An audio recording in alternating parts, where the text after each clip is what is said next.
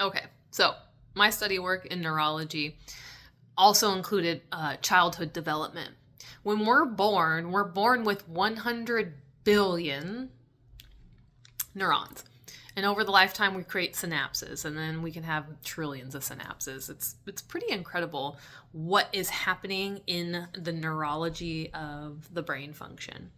But in that space, while we grow, remember, we're going to grow, we're going to gather all the things that we need to gather. We're going to understand emotional regulation, we're going to understand our sense of self, we're going to gather more about the worldview, we're going to gather more about language and how to be in the world. And then at some point, we prune that back. Just like forest has overgrowth, we don't need everything. We need what we need, but we want to make sure that we clear things out that aren't being used or weren't fully formed. So we want to create streamline, right? There's like a streamlining to things. Well, remember, when you're adolescent, so my kids are 9 and 15, and so in adolescence, it's interesting to watch because this pruning happens again. You prune back neurologically just like you would into that 18-month, 2-year time frame. So massive synapsive pruning is happening because, again, we're gathering life's information, but we don't need everything. But ultimately, the pruning is going to help do a few things. We're going to increase our body's ability to make good judgment calls. There's going to be a greater sense of social awareness. And then there's going to be this foundation that's really going to help propel them forward to their independence and being able to plan ahead. So there's all this really important stuff that's happening when we're pruning the nervous system, pruning the neurology of the developing brain. But it's interesting because it doesn't even stop there. I have been bumping into, I'm 41 at this moment. And so perimenopause is a very real conversation with a lot of my practice members and a lot of my friends. And it's made me think about, well, what's happening when we move into perimenopause and menopause as women, which can start as early as 30 to about 50 for perimenopause, or maybe even a little bit further in, but that's the general time frame.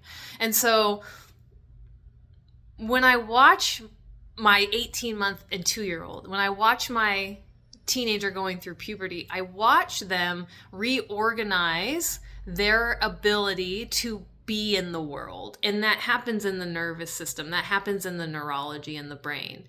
And I see this also with women going through perimenopause. There is a pruning, just like the pruning happens in adolescence. But this is happening because of our shift of hormones in progesterone and estrogen dropping.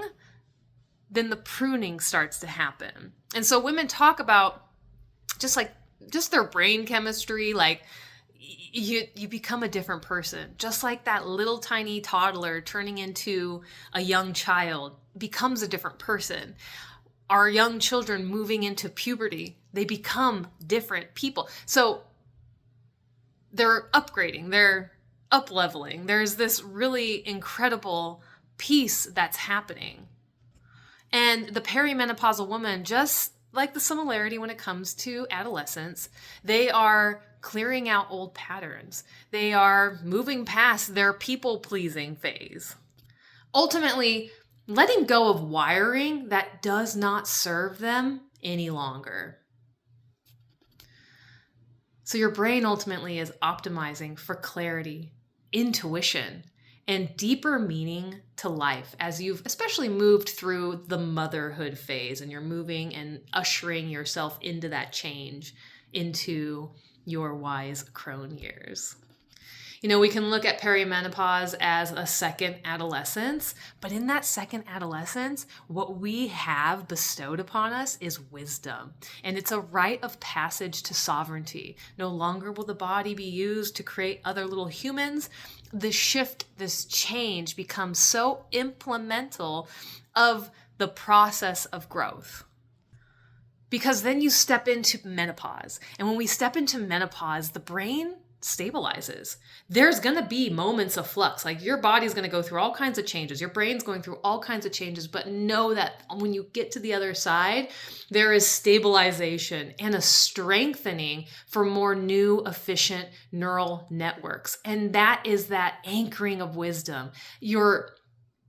A sense of emotional regulation and resilience. Like you talk to a woman who's gone through the change and into the menopause space, like she don't fuck around. She knows who she is. There isn't a second guessing about what she's come here to do, the person that she's going to move into, and the person she is in this moment. It becomes a fully integrated self. And that's a really exciting place to be, or even an exciting future you to step into. Because when we do that, we will be carrying clarity and vision and the ability to focus on what truly matters.